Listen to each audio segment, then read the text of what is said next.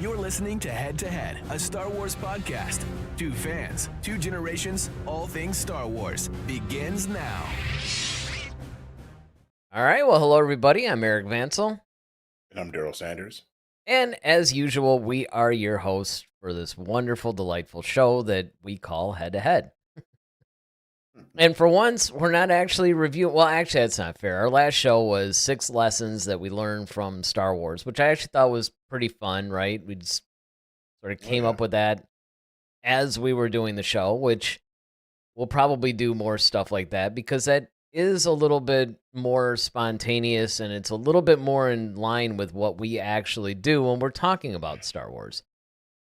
But this time, obviously, there's been other things that have been happening. So while we've been reviewing things like Skeleton Crew or doing a couple of these little, one-off fun things like top 5 things or like the 6 lessons that we learned from Star Wars that we did last time, now we actually have a little bit of news. So apparently the writer of this, it's not even really officially called like New Jedi Order or anything like that, right? I mean, this isn't... Mm-hmm. They've never released any kind of official title that I'm aware of. Nope. All right. This has kind of been the things that we've kind of been, yeah, we've been calling it. It's like Baby Yoda. Well, I mean, the funny thing about it is I remember we started calling it that, and I don't think that was even based on anything. I don't remember anybody saying that. In fact, a lot of people were calling it the Rey movie. Well, yeah, there's that one too. Not to say that we started a trend or anything like that. I mean, right. We don't have the kind of viewership that would dictate starting trends, but I will say that we always refer to this thing as either the Rey movie or the New Jedi Order movie. So anyway, the writer, what's his name? George, begins with an N. Nolfi. Yes. Nolfi. So this guy was brought in recently, I believe, to write this because, again, one of the problems that this movie has been having before it even begins, now keep in mind, I think it was it a year or two ago? It was sometime like, it was supposed to be shooting like in April. Like they said, yep, April, we're shooting this thing. This will probably be the first movie that we get. And not only is it not the first movie that we're getting, there have been some people who've been wondering if we're actually even going to get this movie. Because it's just, people have been abandoning the project. It's been delayed. I mean, there's just been so many issues with this thing. So why don't you go ahead, bring us up to speed, because it is kind of interesting what this guy's saying. The whole idea behind this, and this is basically what our show is about, is he's talking about his approach. So he's speaking out, he's talking about how he feels about Star Wars, his approach to writing for Star Wars, and maybe a little bit about what he's going to do with this film. So go ahead. Alrighty. So George Nolfi is giving this. He's in an interview, and this is kind of what he had to say, speaking to the British magazine Film Stories. Nolfi was asked about how he plans to approach writing the new movie. He mostly focused on being a team player that will build up from the ideas that predate his arrival to the project and try to bring some of his own take on them. He's quoted by saying, "The way that I approach this is you look at what comes before you. You look at the broad ideas of what they want to do, meaning Lucas, Disney, Charmin Chinoy, who is the director, and then you do what the writer does, and then try to put beats of a story together. Try and imagine characters, and then you try to present that with an understanding that it needs to honor, obviously, a long, incredible tradition." So yeah, then he eventually goes on to say, he went on to talk about a larger canvas that any new writer is going to work on when they board a Star Wars movie. And this part is going to be just a little lengthy, but I'll try to get through it. If you think about George Lucas, the 6 movies that he did and the universe that he created is actually very steeped in broad notions of politics. It's not talking about today per se, but there's an empire's Nazium / Roman Empire the democracy of the Roman Empire collapsing and becoming an empire, and a perennial story of human beings organizing themselves against chaos, and then the tools that help human societies tamp down on chaos becomes oppression. So that is really a very try that again. So that is really very core to what I think George Lucas was trying to talk about. And one of the things about science fiction and Star Wars is that most science fantasy or space opera is you can raise the deepest issues without it feeling like a philosophical class or a political science class or something I read in a newspaper today. Yeah, well, and there's a lot there, honestly. Hmm. I mean, Yeah. there's a lot of things that are very telling about his approach. And one of the first things that I'll say right out of the gate is the fact that it's nice that somebody's actually taking somewhat of an intellectual, methodical approach to this. You know, he talks about looking at what came before. He talks about how George Lucas had weaved politics and broader themes, you know, over time, and he wants to bring this in. And these things are really encouraging because look, even if ultimately it becomes a Ryan Johnson like situation where let's just say this movie gets made, people don't necessarily like the direction. I don't necessarily think that it's going to be as well, it's tough to say without actually knowing the plot. I was going to say not as divisive, but then again, who knows? Because number one, are people really as attached to the sequel trilogy characters as they were to the original ones? And yeah, we really don't know that much about the plot other than Rey is going to be rebuilding the Jedi Order. So you do have to take that into consideration. But all that said, I like the idea that he's really trying to get inside of what Lucas was trying to do with Star Wars. And you and I have often talked about the politics and how they should explore that more. And it sounds like he's going in that direction. So I don't know. So far I'm encouraged. Yeah, well, the first thing I want to say about this is that, just very simply put, he gets Star Wars. That's that's the thing. He understands the broad notions or the broad strokes, as you often hear us talk about on the show. He understands like the whole uh, comparison to the Nazis or the Roman Empire, and that whole conflict drama that kind of went into that. And he's basically using that as the backdrop of his own masterpiece. And understanding what comes before him. And I like the fact that he's like, okay, I'm taking that. I understand with Charmin Chinoy, who is the director, um, which what she's trying to bring to the film, and then he's going to try to put his own little twist and things in there to kind of round it out, so to speak. So it's a collaborative effort.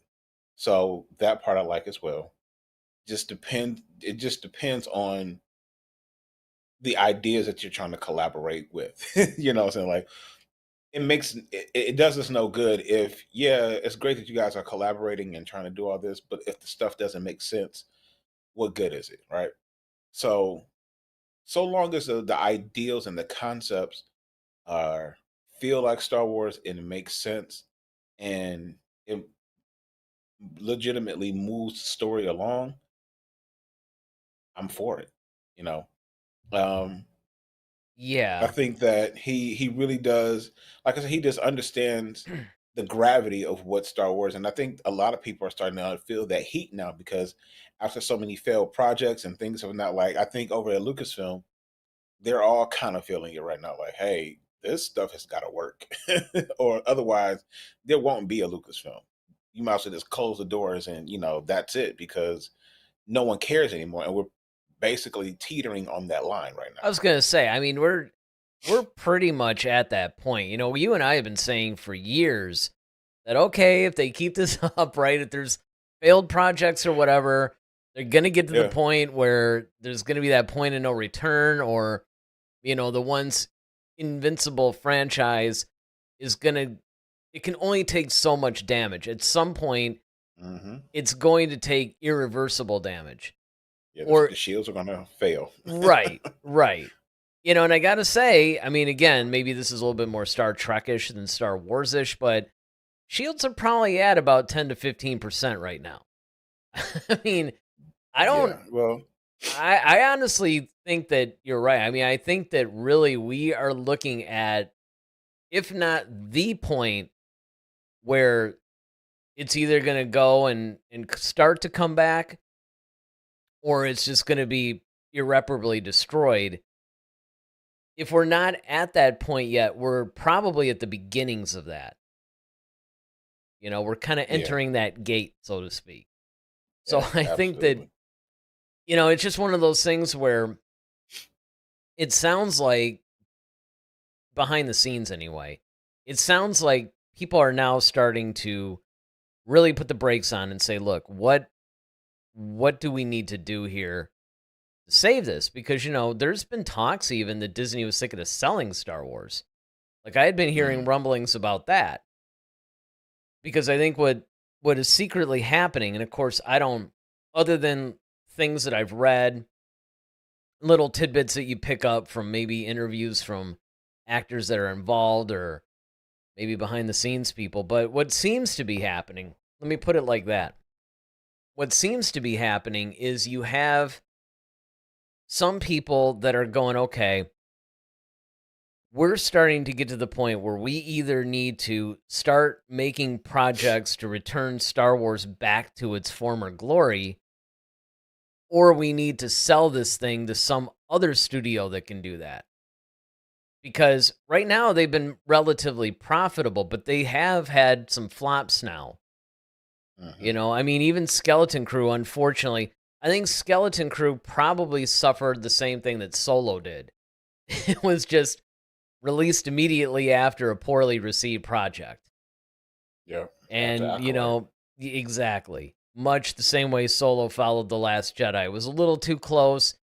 Plus, it only appealed to maybe like a niche audience. So, Mhm. when you couple all that, I think that that's the reason why, you can look at it and say, well, okay, they didn't get the viewers that they wanted or whatever. Even though, unlike The Acolyte, Skeleton Crew was at least a critical success. Yeah. And Absolutely. I think. Yeah. well, I mean, and for the people that actually did watch it, I mean, everybody loved it.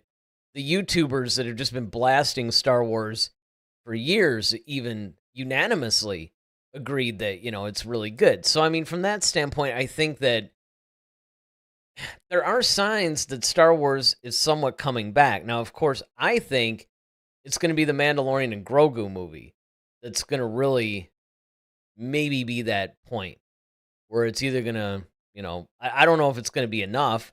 Like, even if it's really good, I don't know if it's enough that everybody's like, hey, Star Wars is back. Let's all, be into it again.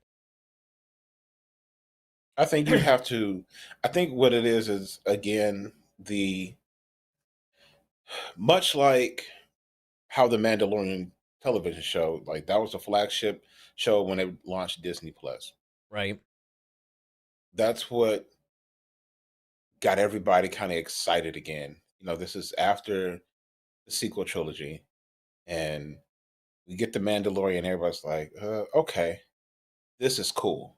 This is Star Wars. This is kind of what we wanted to see in the sequel trilogy, like this type of storytelling and whatnot. This feels right. And they had a lot of good push with that. Now, I think they're calling upon the Mandalorian again to at least start to turn the tide.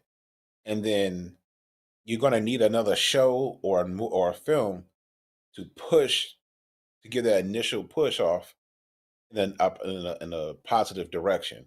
And then you just need to have hit after hit after hit to the point where now you have this momentum going where the ship can now kind of coast on the waters and you know it's doing this thing. There's no reason to slouch after that point, but I think that's what needs to happen is that you need something that's initially going to get everybody to stop and pivot, and once that happens you're going to need something right after that to kind of catapult it, at least and start giving its forward momentum with people like, okay, you guys had two. really good, successful Star Wars projects. Okay, that's good. Let me see what else you got now. And you come back with another one. Now people are kind of like, all right, I feel a little bit more comfortable. So I think ultimately the lucky number is three. I think you need to have three successful projects, you know, that's really going to cause the fan base to kind of return and really try to sing Star Wars' praises. Um, I want to read this one last part since we were talking about the films and different shows. Um, this is not the first time Nolfi publicly talks about Star Wars. Um, and it's a story that they published in 2012 with Hollywood names who have all gone on to work for Lucasfilm at some point. He said about the prospects of exploring new post Return of the Jedi stories. I can't imagine a larger event film of our generation that's a sequel to Return of the Jedi.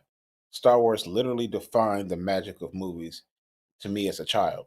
No other film has more impact on my subconscious desire to become a filmmaker. Um, and Nofi is currently out promoting his new movie Elevation, which drops on Prime Video on February 8th, starring Anthony Mackie. He's the third rotation of writers working on this movie, talking about the Ray movie, Oh after man. Damon Lindelof and Justin Britt Gibson first came up with the idea of post-Rise of Skywalker movie featuring an elder Ray. Lucasfilm will scrap those plans in favor of bringing Daisy Ridley back as the character in an era now dubbed New Jedi Order through a script now written by Peaky Blinders creator Stephen Knight. He dropped out last summer, with Nolfi boarding the project in the fall. Yeah, well, So I mean, here we so are.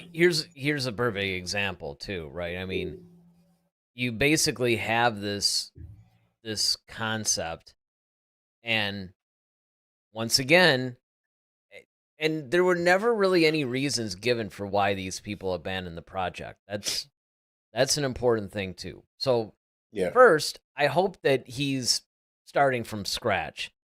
I don't really want another thing to where, okay, let's take, like 40% of, the first Of round, their and then writing, and then yeah, I yeah, mean, just kind of like start doing this whole amalgamation of scripts, because that could get messy. cobbling everything together.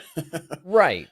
But since we're talking about the Ray movie specifically, Mhm. which it almost sounds like the new Jedi Order thing isn't even necessarily like the movie. It's almost like they're trying to name the era now. The era, right? Yeah, Like that's almost official. It sounds like, anyway. yeah. So fine. I mean, if you want to call the post Return of the Jedi era the new Jedi Order era, I think that's a little that might be a little short-sighted though, because if you look at the other eras, they're defined more by the government that was in power. Old Republic, High Republic, that sort of thing. Well, it depends. I mean, I guess because if you think about it, the Jedi Order was a part of the government, so to speak, and from a kind I of mean, certain kind point of of. view. Yeah, I mean, Yeah, that's what I'm that's saying. Like from true. a certain point of view. So I mean, you could kind of say that, and maybe that's what they're trying to return it back to, because they kind of worked in conjunction. I guess that's the best, uh, term for it. They worked in conjunction with each other, and she's just rebuilding that side of things, while, um, which would have been Leia, would have been rebuilding um, the New Republic. So I think with See, that's what the I would have writers, called it. I would have called it the New Republic era personally. Because I mean, even back in the expanded universe, that's what a lot of people more or less knew it as. It's just kind of weird. You go like Old Republic, High Republic. I forgot what they called like the era during the movies, and then mm, then you go New Republic. or Of the course, I guess I you're guess that's be the imperial. Well, that's the empire. yeah, you could call it the Imperial, but I mean, there's an actual. I mean, if you look it up, there's a name for the era. They give an official name. It's not Mm. Just a couple people like us just, saying, oh, it's this, right? I mean, they Right. actually do that. But even going back to something else you said before, and it was pretty much spot on, is the fact that, okay, they need probably 3 projects in order Mhm. to really cement this thing as it's coming back and the quality is there. Now they kind of have a few already, right? They have Andor. That's a Mhm. given based on the first season, and I have no reason to believe the second season is going to be bad. Technically, you could put Skeleton Crew in there. Actually, if they make, even though it flopped, I think people could revisit that. You have, I think it's, what's that animated series? Young Jedi Adventures or something like that? I think that's what You it's talking about called. Young Jedi, or you talking about Tales of the Jedi? No, not Tales of the Jedi. It's like Young Jedi, whatever it is, March Yeah, 19th. That's like yeah, the little that new kiddie thing. series. Yep, that one. That's coming out next month. That's another one that people generally point to as a really good project. Now, again, it's going to appeal to a limited fan base, but if you're talking quality, it's there. And then, of course, if this Mandalorian and Grogu movie delivers, beyond that, obviously, they have to probably do maybe 1 or 2 more additional to that. But we don't even have a release date for this Ray movie yet. That's another No, we thing. don't. Well, the thing is with the writers is, we're not going to get the answers about why the writers left, because that would just open up a whole, Well, yeah, I'm sure you know, that's not something they really you want don't to tell put the out patrons there. why you fired the cooks. You know what I mean? Yeah, yeah, Oh, yeah, they were, exactly. picking in their nose or something while they were, making eggs or something. That's just not what you want to hear, right? So that's going to stay in house as at least as much as possible. Um, Well, I mean, I get that, but I mean, it's not even so much that. I'm not even saying that we as a fan base have to know, because I'm not sure. I do complain sometimes about the fact that they keep fans in the dark about a lot of things that they shouldn't. But I'm also, on the flip side of that, I'm not one of these fans that think that everything has to be transparent, right? I don't think that we have to know why, but I hope they figure it out. yeah. That's my thing. It's like, okay, look, if you're going through, this is like your third batch of writers or Hmm. third round of a writer, something's up. you know, I mean, it's like, okay, look, I don't have to know the details about why the other writers left, were dismissed, whatever. But you guys have to figure that out and understand what's going on, because that's going to signify trouble. I mean, if this is going to come out and be made public, then you don't necessarily have to put out, like some sort of documentation that would normally go to a human resources type of a thing. But at the same time, fans of the franchise are going to wonder, because, again, things are getting more and more expensive, including movies. People have to be a lot more selective now about what it is they're seeing, or maybe to which Hmm. streaming services they subscribe. So, as a fan, you want to tell people, like, hey, this is what you can expect, or maybe don't hold us to it, but here's roughly what we're thinking of as far as a release schedule. Now, sure, we got a handful of dates, but there's no projects attached to it. And again, not to sound like I'm flip-flopping all the time here, but I mean, I do understand that, okay, they don't want to say, yeah, the Ray movie we're going to slot in the, December 2026 or whatever. I get Hmm. that, because, you do that, and then if you can't, well, then it actually makes you look worse. I mean, they've done that before and it's made them look bad. But at least if they can keep the fans informed and say, hey, this is what we're thinking, it's subject to change, I think it would just do them a world of good. Yeah, I think I think when we look at how they present things, it is the appearance, that does matter. When you're saying like, almost like when a person says like, "Oh yeah, I'm my third wife," you're like, okay, Yeah, are they dying exactly. or are you just like what's Right. like what is it about you that you can't stay married? It's kind of like one of those things, That's right? right. Eventually, you got to look at, maybe it is The me. I man in the mean, mirror, as Michael Jackson would say. right. It's yeah, you have to look at like, okay, what's happening here, or you know, why aren't we gelling? Um, I mean, and I get it with creating, it can be, um, it's a difficult thing when you create because some people look at things as crap. Other people's like, how could you say that? That's beautiful. That's a work of art. That's blah blah blah blah. Look at they'll go into some avant-garde thing, and yeah, the subtext of this, and this is really pulling out this, and you're like, yeah, I just see a couple spots on a canvas, dude. Like, Well, I I don't mean, you're know, looking at you it know. through a different lens, basically, right? I mean, you're even looking at different things. I mean, I was thinking about this earlier, just, I don't even know why. But if you look at, different music forms and things like that, obviously you can't judge every single genre of music with the exact same criteria.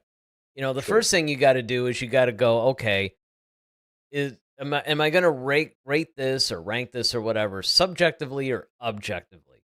Well, if you choose objectively, then it's like, okay, well, what criteria are you going to use Yeah. to do that? Are you going to use the intent of the artist? Are you going to use, some, I don't know, music theory or something? Like, what are you going to use as kind of a What's your measurement rubric? tool? Yeah, in order to figure out whether or not you're going to deem this good or not. And a lot of times, especially within the Star Wars universe, you could do the exact same thing. Because again, even though a lot of times I think people, when they're ranking something subjectively, they think they're being objective, but they're really not. They're Hmm. actually applying their own biases or their own subjective opinions to it, like whether they like it or not. That starts to get in there and color their opinions, and they're not really being objective. Yeah, I But think the rubric is probably always going to be. I mean, I think at some point the rubric is always going to be the original films. well, yeah, not only the original films, but the intent of why George Lucas created this in the first place.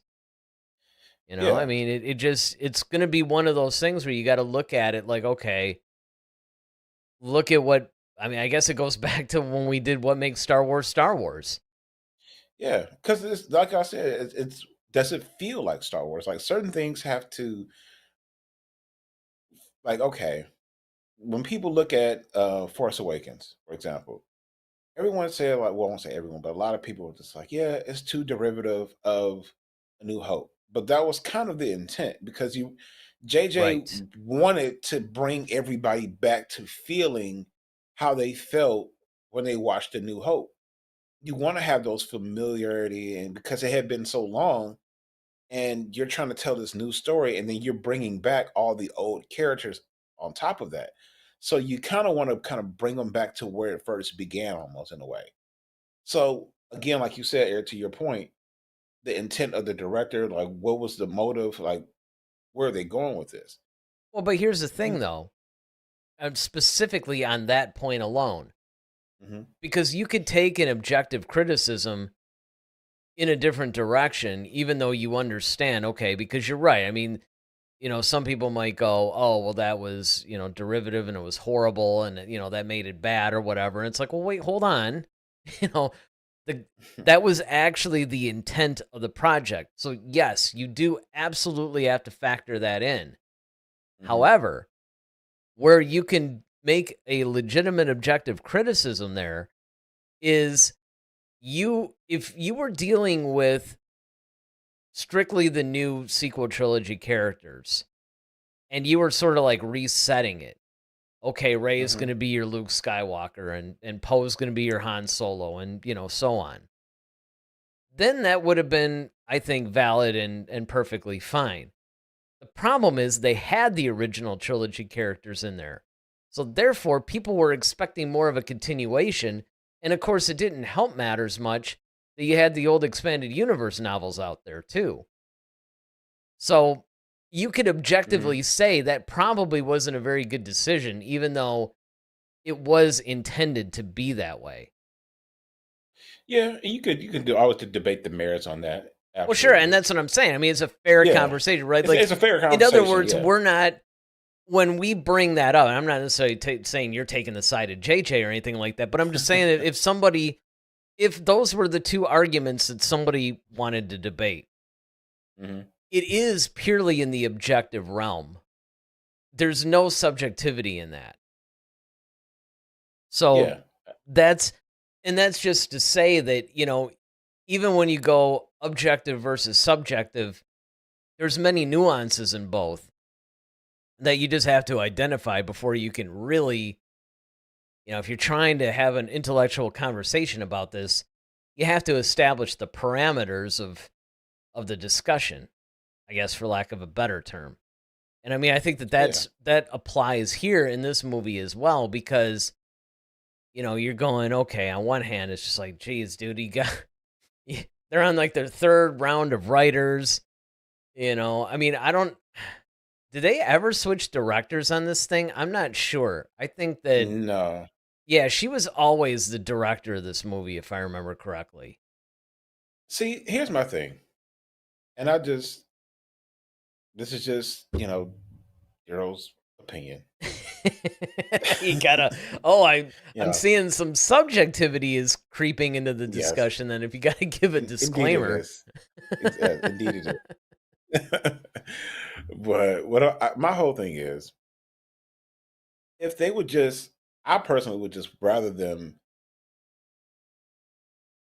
have started production, already into production or something like that, or like deep enough into production before you start telling us who's directing it and who's writing it.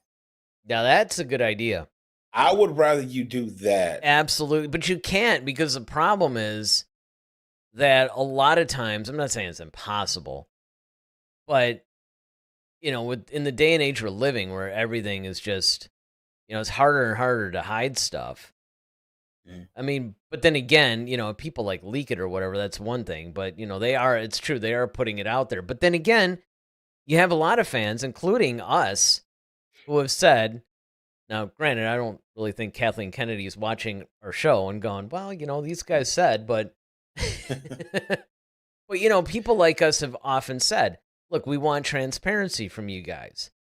And then when we get it, it's almost like now we're saying, well, wait a minute, you shouldn't be this transparent. You know what I'm saying? It's like, Yeah, well, here's my thing though. I want transparency in the sense of like, if you're going to, okay, if you're going to give us something, I want you to give it to me. But then I don't want you to be an Indian giver and take it back and then give it to me again and take it back. So like now, like I don't know, like there's so many changes at some point, like I don't even know. And eventually I'm not gonna care after a while well, because you guys can't make up your mind. yes, that's the And that's danger. that's what Well, I'm saying. That's the problem. It's like I want you to be transparent, however, like I want you to be sure in what you're giving me in the transparency. well, Like, that's it. okay, Don't be transparent until you have something to actually credible. report that's, well, Yeah, not even that's so much. I don't even necessarily think it's a credibility issue. I think it's just they're jumping the gun with these announcements before they have everything solidified, right? It's like, thank you. wait till you have concrete Yeah. announcements like, okay, this is pretty. But then again, you say that, and then you get a situation where Kennedy's like firing people 80% into making the movie. And that didn't just happen once. Yeah. So, And I mean, but you, see then like and see then that's my problem. See now when you do that, now I can have something to hold you to because it's like, okay, it took you 80% of the movie before you realized that there was a problem. Like, see, now I have something that's the transparency. Like for me, I will appreciate because that shows me there's a problem with the management. Well, here's the other thing, and maybe the transparency is a problem because Lucas himself wasn't really all that transparent if you think about it. And now, Mm, granted, before people start, getting their keyboard fingers ready to type mhm. into the comments, I do realize that the last time that Lucas made a Star Wars film, it was before. I mean, it wasn't like the internet wasn't there, but I mean, it's not. You didn't have social media to the degree that you have it now, and Yeah, I think we only had like what Facebook remember, maybe in no it was like oh it was four oh five. We had Facebook, well, but and it wasn't even open yet. Like, because I remember in 2007, it was around 2007 that it had been open to beyond just college, students or kids. whatever. Because it Yeah. was at that time I was doing a band, and I remember going, "Hey, we need to get on this platform." Or saying, "Listen to me," and look what happened. But discussion for another time, another show. But Right. the thing is, though, you could say, okay, you didn't have this kind of social media presence at the time Lucas was making it. Now, you could maybe perhaps make the argument that it was there when he was doing the Clone Wars. But even then, I can understand that argument. I get that. But I still think that if he were making the movies or anything like that today, he would pretty much just do his thing and not every once in a while during the projects, he would give some sort of an interview and he would talk about what he was going to do or whatever, but he wouldn't really reveal all that much. And then we just all waited until, okay, this thing dropped, the trailer drops, and there you go. I think the problem is not only are they being transparent, but again, this goes back to something you and I talked about on many different shows in the past, is that one of the big problems that Kathleen Kennedy has is she's trying to manufacture the financial success. She's going for the blockbuster. She doesn't understand that Star Mhm. Wars made the money because it spoke to so many people. Lucas wasn't going after the money. The money just came because he went after the stories and the filmmaking and all that Mhm. appealed to people. Yeah, 100%. I think the other thing is because we live in this day and age of social media and whatnot. I think we've gotten so like update crazy. Oh, absolutely. So it's just kind of like, Oh man, yes. and I feel like they have to put out so much stuff. So it's like, well, what are we gonna tell the people? Oh, tell them we got this new director. That'll hold them. And oh, here's set footage of or pictures of and Well, it's and disposable too, right? To hold attention spans. exactly, exactly. And that's my thing. I think when it was a mystery, right? When it was kind of like every so often you got like um, but now you got everyone like you know hey everybody, we're going live at we're on set. There's George, there's so and so, we're doing this. Look at this cool lightsaber. Look at the set we're on. We're out here in Tunisia Right. See, this doing is really this. Daisy Ridley Like, doing a selfie right now. This is not a yeah, scene from the film. right. Like everybody's got to be like this reporter, and everybody's got to try to, you know, Well, look do at all this even stuff for even attention, and it's critics now, like, man, because everybody has to get a jump on everything. Now the thing, it's been going on for a little while, but it seems more rampant now. The whole out of the theater reaction. It's like yeah, you can't even wait until maybe later that night or the next day or whenever it is that you're going to do your next episode. It's like, no, I got to get that soundbite out there now, give them an out of the theater reaction, then I can review it the next day. It's yeah, because everyone's chasing for the clicks. Everyone's chasing for because we become so social media dependent, and the monster that has been created is I have to be first on the scene to report yep. what happened. You know, and someone's crazy. Something crazy happens, whether it's tragic. Like I'll give an example. Um, early this last football season. And I can say that now because Super Bowl is over. Last football season, I think it was like the third game. Yeah, I think it was the third game of the season for the Lions. We had that tragic shooting down at Eastern Market, Yep, and I remember that. I remember like before the news could even report it, like it's all over. Like people's got videos of the bodies laying in the street, and you're seeing people's faces, and it's really graphic, and this is how families are finding out about stuff. And I'm not trying to Yeah. go on a, but it's one of those things where let the news tell the story. Like that's their job.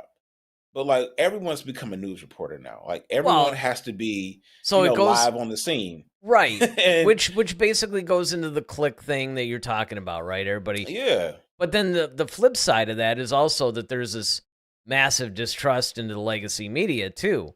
That's where you actually had, like, in other countries, their governments would be saying one thing, but because people were posting things to social media, it showed us what was really going on. So there's a true. balance there. Right. Again, an oppressive government or something like that's a little bit different than, covering a Star shooting Wars. yeah, Yeah. well, Yeah. or even Star Wars. But yes and no, because, well, I mean, not to sound insensitive, right? It's like, no, Star Wars is exactly like this tragic shooting that happened or whatever. But it's the mentality that drives everything that is the Yeah. similarity. Yeah. And Absolutely. it's just as dangerous because, of course some of these things that happen in our world today are tragic enough. But oftentimes, really, the more ghoulish thing sometimes is the response to some of this stuff. And Hmm.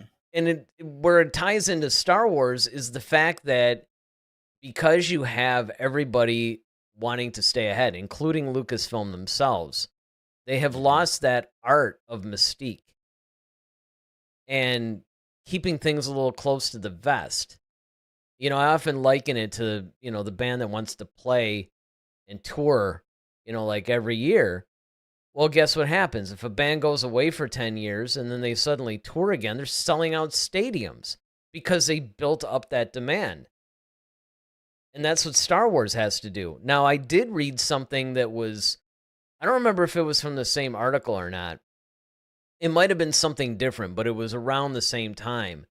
Is that they were actually talking about reducing the amount of content that they make Yeah. in Star Wars. They're going I to think that's reduce the TV shows, that kind of thing. I think that's necessary. I think that's appropriate because to ensure quality control, it's one of those things where it's just like the iPhone. Like you're not going to release an iPhone every 3 months. So you have to have time for things to work themselves out and come up with fresh ideas, fix the problems that you see what the problems are, see what the metrics are, make the tweaks for your next launch. Um, and I think there's some mediums where I think you can be more transparent with, and it's welcomed.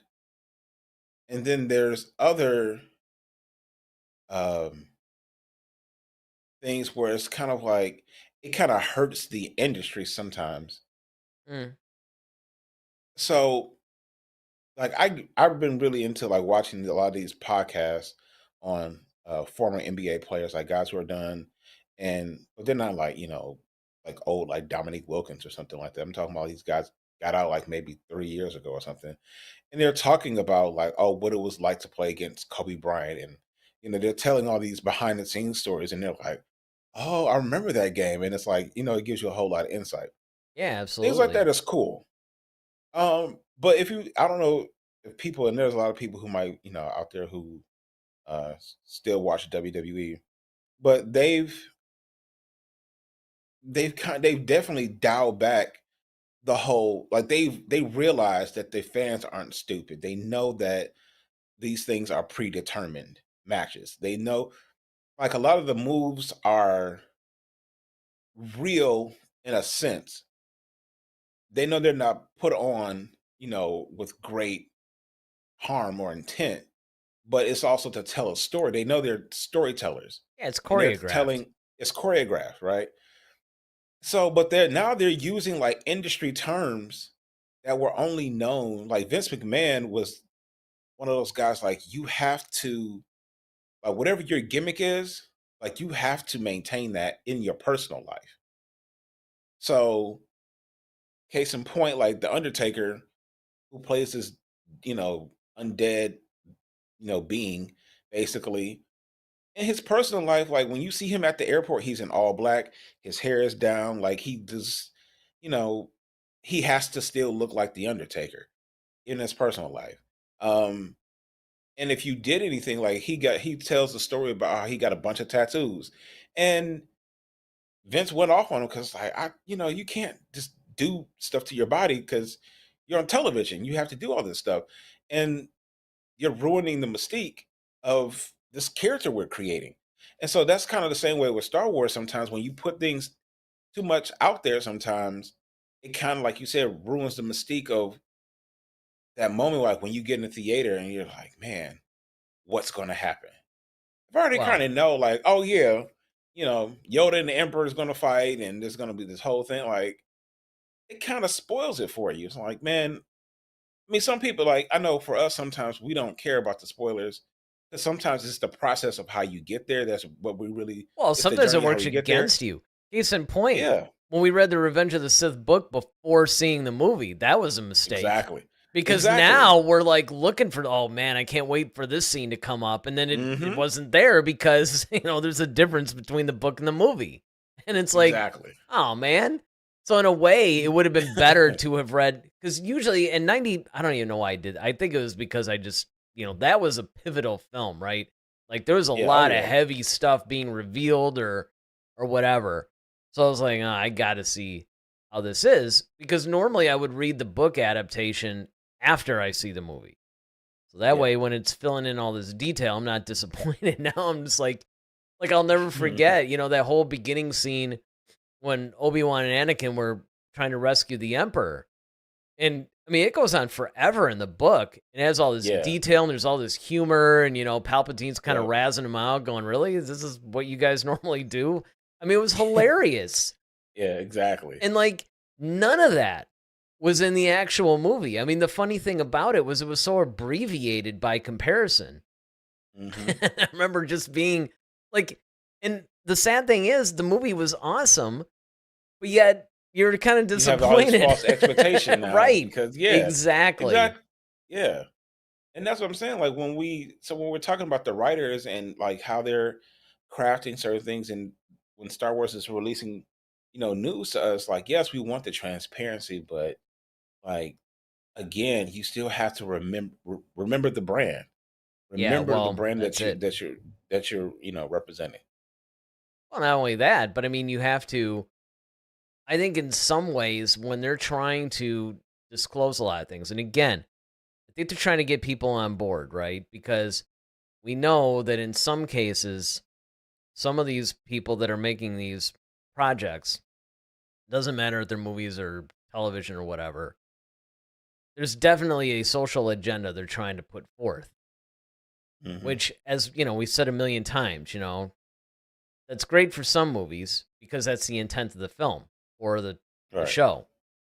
Fine. But Star Wars isn't about that. And I think what's Hmm. happening is they're putting a lot of this information out there because they want to spurn that interest to get people to watch it for those things, thinking that that's what's going to sell the project.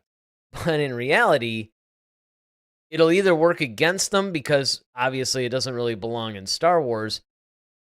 But the other problem, which goes to what we're talking about here, is that you're to try to campaign for some of these issues that are important, and you're using Star Wars as a vehicle for that. You're actually destroying the brand because you're taking away the mystique and some of the mystery, which is part of what made Star Wars such a hype machine back then.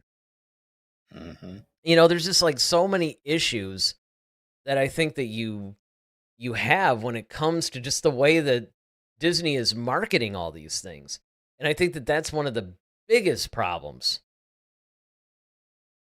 Yeah, 100%. 100%. And I think, with even with Skeleton Crew, with, you know, and I get it, they tried to market it, but after the Acolyte, I think it just, People were you too had to do sour on the something, Acolyte. but people were too sour on it, and because Just everybody has such high hopes for the Acolyte, and that that was was the the thing. It was thing. like it was such like, Well, that was okay, this, misrepresented. I mean, they they kind of out and out yeah, lied to us as far as what that was about. Because I mean, yeah, I and think I think people would have been okay. Fine.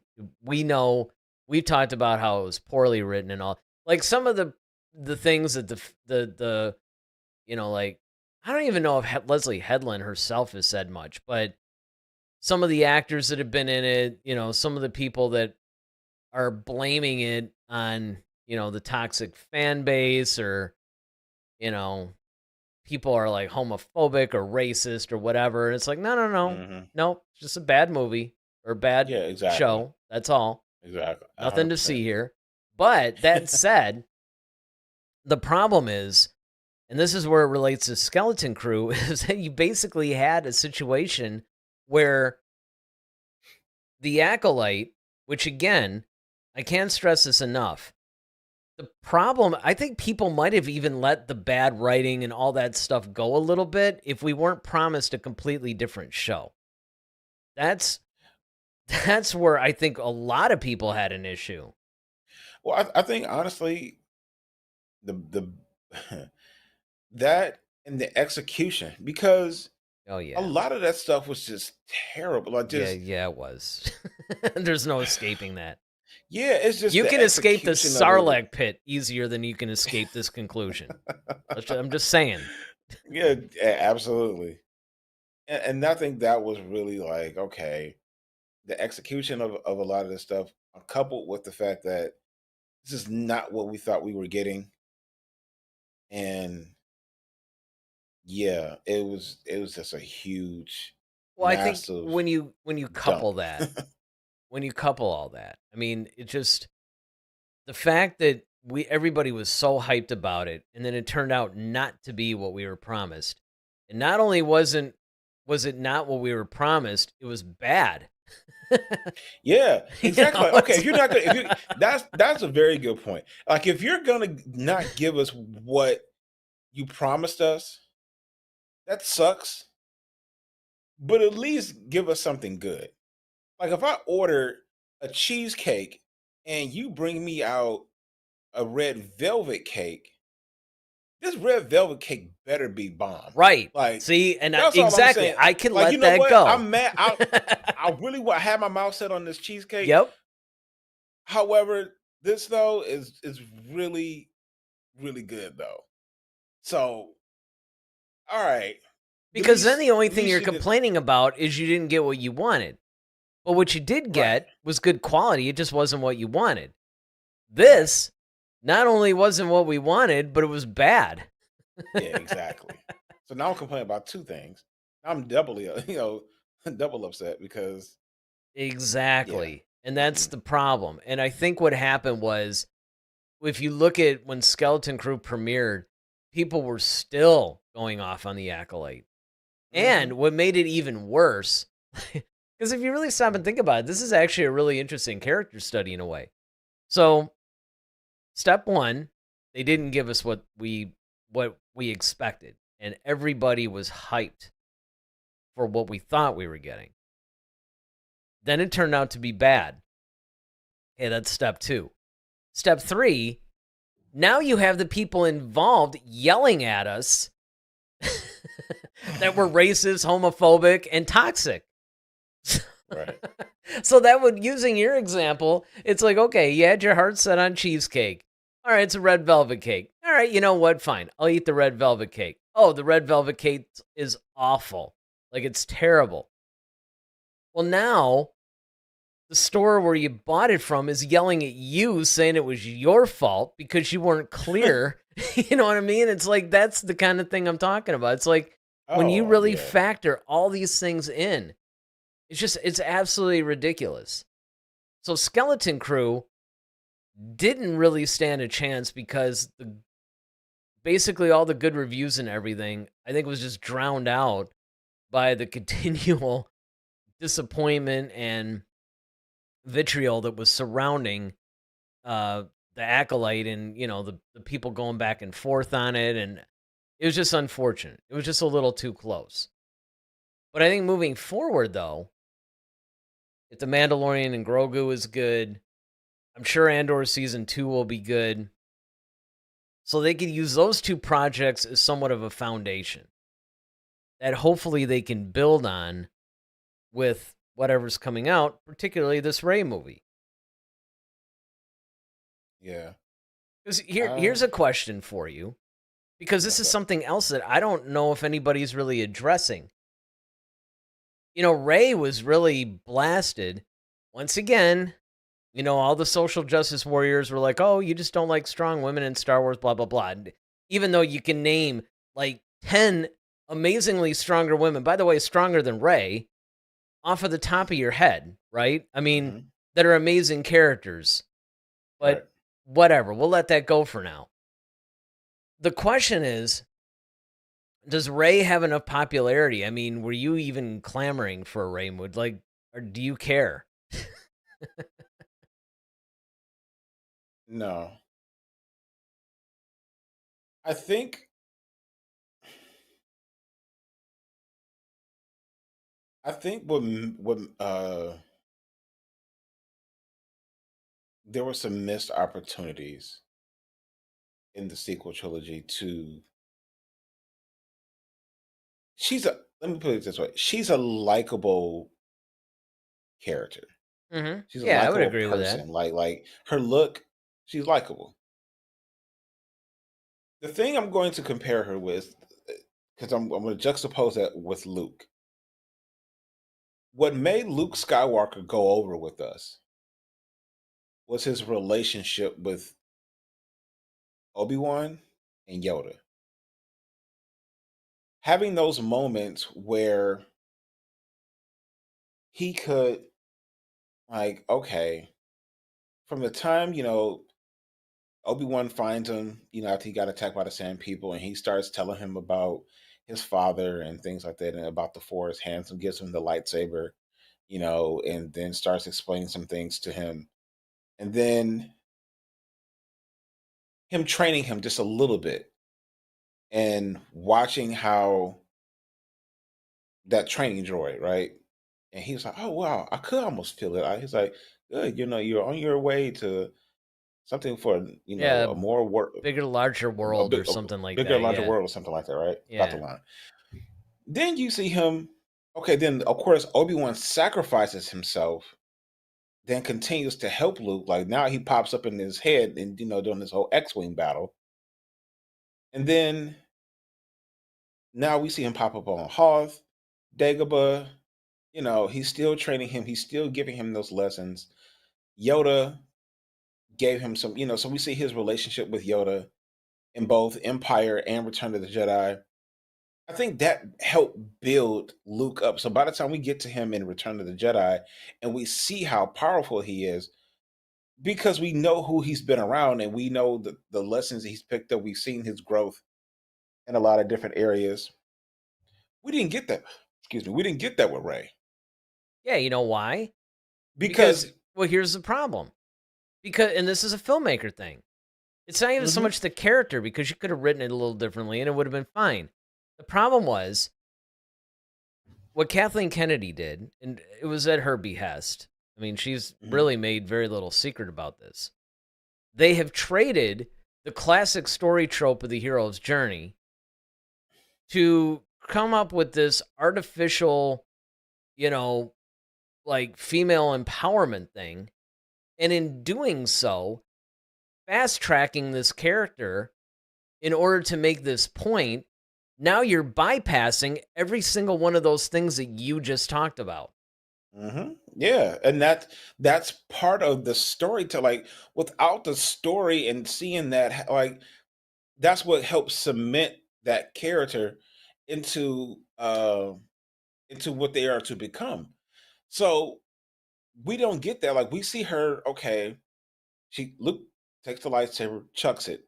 Okay, that was funny. However, it was like, whoa, okay, didn't expect that.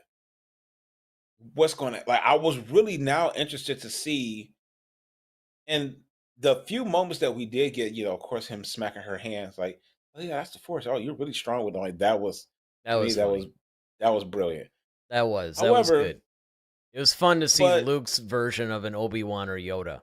or Yoda like But screw then him. again, it also and it wasn't But he really really didn't get a chance to teach her and really help guide her the way right. that he was, and that was the part that was his role. And I think that's another reason why Mark Hamill's like, this is not the way Luke would act No, because you look at the expanded universe, that was more how Luke would act. yeah, and that's what I'm saying. And so you didn't get that. So now Ray is just, of course, now she has this whole moment where she blows up at Luke and she's like, "Oh, did you know?" And so now she's got her staff and she's swinging at Luke or whatever. What's this? Oh no, she had the lightsaber at that point, and Luke is dodging and everything, and he falls and he holds himself up with the Force or whatnot. But it was just like, okay, where's the student teacher relationship? I guess like I felt like we really didn't get that with Ray Well, I to think make her go over as like, okay, now because like now you're leading these people like, okay, this is the new Jedi Order. Based on what? yeah, You only exactly. thing you have are the textbooks that anybody could have picked up, and figured it. You know what I mean? Like, where is the? I mean, yeah, you have some experience, I guess, going up against Snoke, which you lost, and then you went up against. Well, you never really beat Kylo outright. He was more or less distracted, and you were able to beat him. But it's not like your skill set was good enough to beat Kylo. Oh, not even close. That's what I'm saying. Like, like when Luke went up against Vader, he legitimately beat Vader. Yep. You know what I'm saying? Like that's my point. It's just like we didn't get a lot of stuff. So now that you're trying to put Rey into this light where she's trying to rebuild the Jedi Order, my thing is like based on what? Like you Well, and I don't know. I mean, I guess you got to figure out. I mean, I do like the fact that they're trying to move this up 15 years. I mean, probably not enough. And of course, one of the things that JJ did by making her a Palpatine, at least you can somewhat go, well, all right. I mean, it's lazy.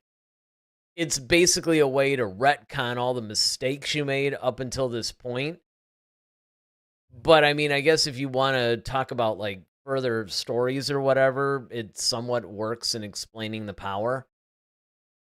But it's still, yeah, it's not I get earned. And yes, definitely not earned, but I understand like okay, I get the fact that she's powerful.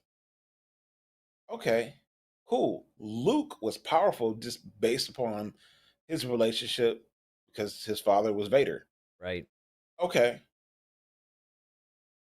It's a But where's the difference skill, though. right? Like, The skill and the wisdom though. Like yeah, I you know. had Obi-Wan and then you had Yoda as your teacher.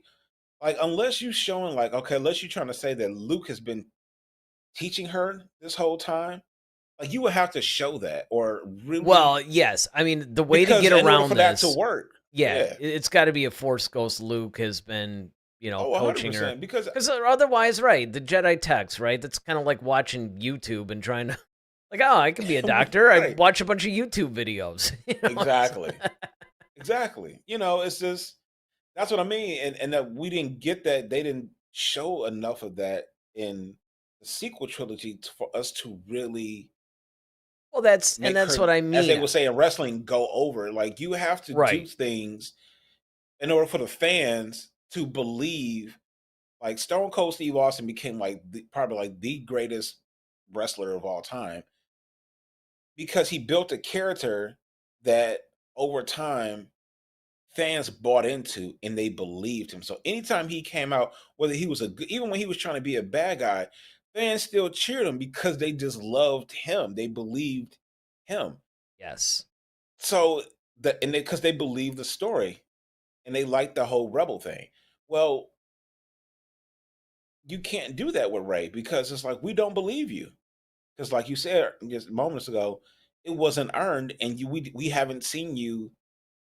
You know, yeah, you had that moment where all the Jedi are talking to you. I am all the Jedi, and okay, but that was just hey, look, she's the only shot we got at this point, so let's just rally behind Well, her. and the thing is JJ, I think, was trying to retcon a lot of that. First, making her a Palpatine. Second, trying to show all these like Leia training Rey scenes because that's really what was supposed to happen. And that would have been great. That I really and unfortunately, because Carrie Fisher did pass, um, that didn't happen. However, I think that would have been a better time to have Luke. Like Luke probably could have showed up sooner than he did to help guide her instead of just raising the X-wing and then sending her on her way. Yeah, I mean, there's a lot. Well, I mean, Obi-Wan sort of did that in a way in A New Hope. It's kind of like, all right, touch a couple things, and I'm going to sacrifice myself and talk to you every once in a while in your head. But again, it's true. In Empire Strikes Back, both of them, Force Ghosts, Obi-Wan, and Yoda, will be like, no, don't leave. This is a little Mm-hmm. too early, a little too soon. You And ain't Return of again, the Jedi. Luke Obi-Wan popped back up again. yes, yes, That's what I'm saying. Like you had at least there was some, but Luke. That's what I'm saying. Like Luke should have had more because he died in Last Jedi. Okay, but you should have been more present in uh the Rise of Skywalker to help guide her because they at least would have made more sense and it gave her more credibility as like okay, you can lead now because you've had this training well, the problem is they had so much they had to try to tie up. because they had not and now they're rushing And exactly. that's, yeah, I mean, the mistakes, basically what happens like a snowball, right? It just gets bigger and bigger. The problem started out significant, but small in The Force Awakens. You're overpowering Rey. you know, you're basically somewhat mishandling. I mean, thought the Han Solo stuff was great. But, and Luke showing up at the end, okay, that was kind of cool. Now he's the wizened old master. The problems really begin in The Last Jedi. That's where they messed up the whole Luke thing. I mean, I get what he was trying to do, and we talked about the merits of that, but still, there's ramifications, all of which you just brought up, Mm-hmm. right? And then you just have, more of the Rey problem. You have all this stuff. So by the time we get to the Rise of Skywalker, you're almost at the point where there's not a whole lot you can do. Now, I'd have to go back and read the Duel of the Fates script by Colin Trevorrow again to see, because there were certain things that I think he did that somewhat fixed that, because what he did was he was more or less he was much more than what JJ did, because JJ really kind of ignored The Last Jedi and almost tried to make it like a somewhat of a sequel to The Force Awakens. Mm-hmm. Whereas Colin Trevorrow actually made that a sequel to The Last Jedi. So there was a lot more cohesion in his version of Mm-hmm. Episode 9. Although one could argue there's probably more fun and a little bit more classic Star Wars in J.J. Abrams' version, much like The Force Awakens. So you just have all these irreparable problems. And the only way that you could get around them maybe is just start pumping out maybe a bunch of novels and comics or something that try to explain things in the interim.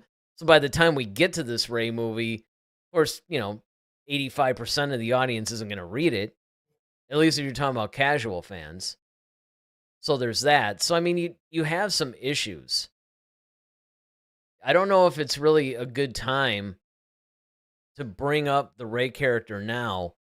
What should probably be done is maybe make some stuff in the interim and try to somehow fix it if you want to use that character. Yeah. I'm not 100% convinced they should use that character. Mm. I think they should just softly reboot around the entire sequel trilogy, personally.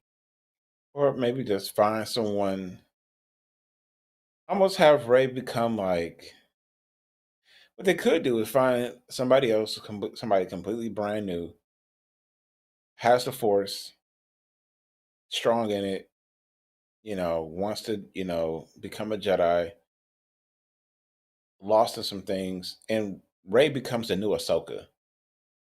Look, Well, that's one way. okay, I can give you a couple of tips that I've learned.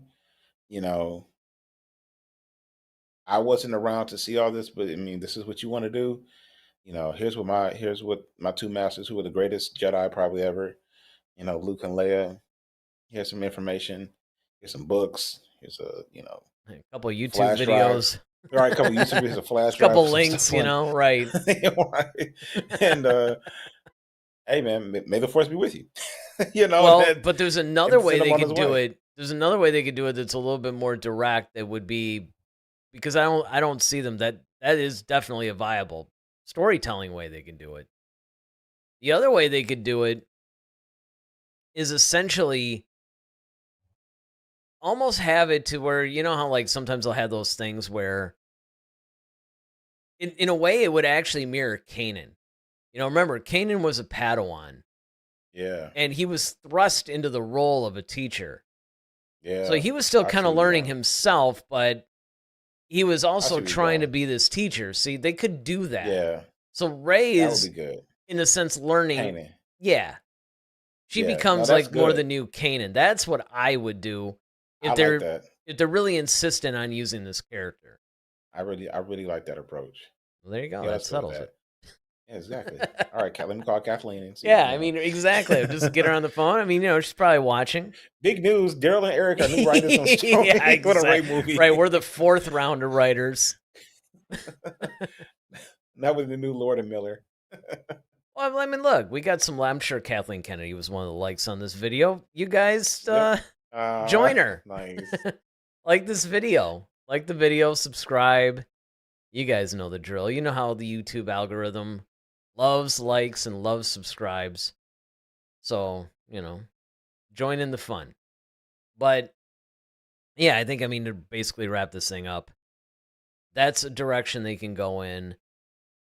I really do, kind of bringing it back, because it's funny, we started then talking about our own thing with Ray, and sort of got away from this poor writer who's given us all these things that we actually agree with and are hopeful. And so I'm hoping that his thought process has been similar to ours. Not even necessarily the same ideas, but just, hey, are you really thinking this thing through?